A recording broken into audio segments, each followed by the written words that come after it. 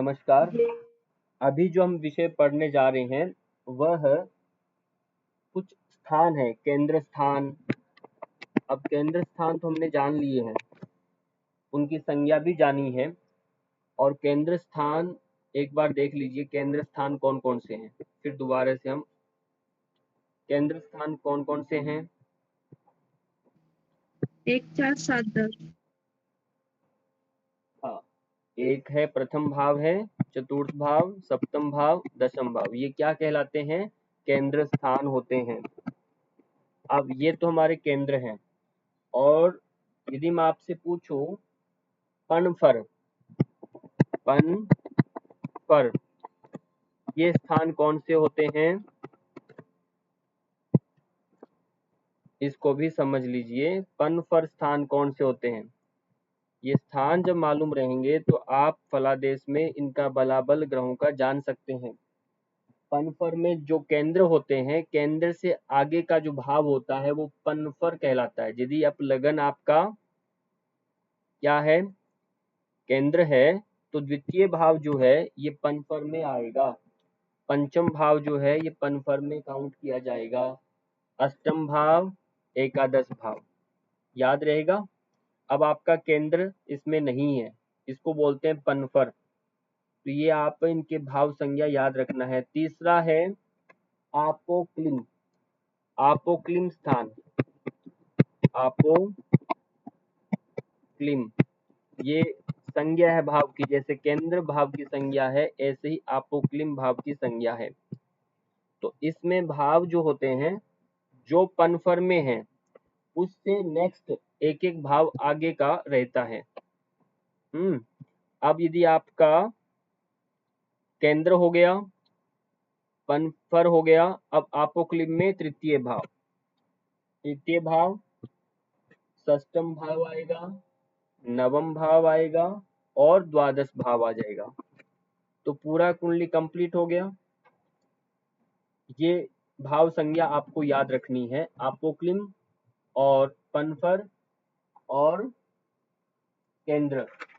अब इनका प्रयोजन क्या है, हम ऐसा क्यों करते हैं, इनका संज्ञा क्यों दी गई, इसको आप समझ लीजिए। अभी पहले तो आप मुझे बताएंगे, यहाँ पर एक बार रिपीट करिए, केंद्र स्थान कौन से हैं? प्रथम भाव, चतुर्थ, सप्तम, सप्तम और दशम दसम। भाव। अब जब आपसे पूछें पनफर कौन कौन से स्थान है, इससे एक नंबर बढ़ा के बताओ। 2, 5, 8, 11 दूसरा घर, पंचम, आठवां और 11। बहुत सुंदर। आपोक्लिम में कौन कौन से आएंगे? तीसरा, छठा, 9वां और 12वां। हाँ, इस तरह से आपको चार्ट बना करके याद कर लेना इनको। अब इतना याद करने के बाद अब जब हम इनका बल चेक करते हैं, ये किस लिए देखते हैं? ग्रहों का बल के लिए। जब भी हम कुंडली विचार करते हैं तो उसमें ये स्थिति देखनी पड़ती है कौन सा ग्रह किस स्थान में है, तो उससे उसका बल पता चलता है।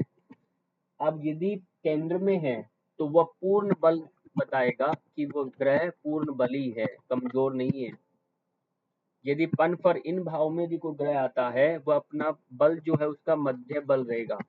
यानी भले वह अच्छा है बुरा है कोई भी है, वो अपना बल उसका मध्यम माना जाएगा, है ना। आपोक्लिप के अंदर जब कोई ग्रह आएगा तो ये निर्बल हो जाएगा, कमजोर हो जाता है। ये बात आपको ख्याल रखनी है, ठीक है। निर्बल हो जाएगा, इसलिए इनका जानना बहुत जरूरी है। आपने केवल कुंडली के दौरान आपने ये विचार कर लिया केवल कि हाँ भाई ये कुंडली है और इसमें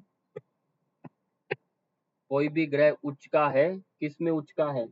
षष्टम भाव में उच्च का आ गया, मेष राशि में यहाँ पर सूर्य आ गया 1 नंबर, यानी 1 यहाँ पर। तो इसका मतलब 2, 3, 4, 5, 6, 7 यानी वृश्चिक लगन हो गया। तो वृश्चिक लगन की कोई कुंडली है और उसमें षष्टम में सूर्य उच्च का आ गया, इस तरह की कुछ स्थिति है। या और इसमें नवम भाव में यहाँ पर मान लीजिए यहाँ पर गुरु आ गया, और ये तो हो गया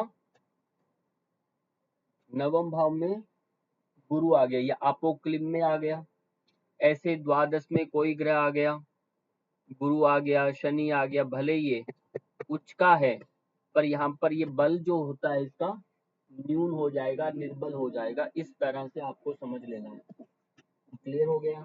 क्योंकि इनके भाव से इनकी स्थिति को प्रकट किया जाएगा, दृष्टियों में अलग अंतर आ जाएगा, तो ये जरूर याद रखना है। बाकी जो हमने पहले विचार किया था जिसमें हमने त्रिक भाव पढ़े थे, त्रिक भाव में कौन है, त्रिकोण भाव हमने पढ़े थे, कौन कौन से हैं, ये सब आपको याद रखना है। बताइए त्रिक भाव कौन कौन से हैं, बताइए। ये हमारे त्रिक भाव हैं, 6, 8, 12 त्रिक भाव हैं। त्रिकोण में कौन से हैं, लगन भी है, भी है, 5, 9। हाँ। अब ये सब विचार करना, आप जब ये पढ़ेंगे तो सोचेंगे सब क्लेश हो रहा है, मिक्स हो रहा है, क्योंकि यहाँ तो नवम भाव भी बन रहा है और ये तो यहाँ पर निर्बल भी हो रहा है। यहाँ तो आपने किंग योग की बात की थी कि केंद्राधिपति और यदि त्रिकोण का यदि आपसी संबंध बन जाए तो राजयोग बनता है, पर ये कंडीशन ध्यान रखनी है, फिर जब भी ये होता है इसका बल जो होता है वहां कमजोर पड़ेगा, युति बनेगी, राजयोग जरूर बनेगा। इस तरह से आप जब प्रेडिक्शन देखेंगे तो आगे और अच्छा प्रेडिक्शन जाएगा अपना।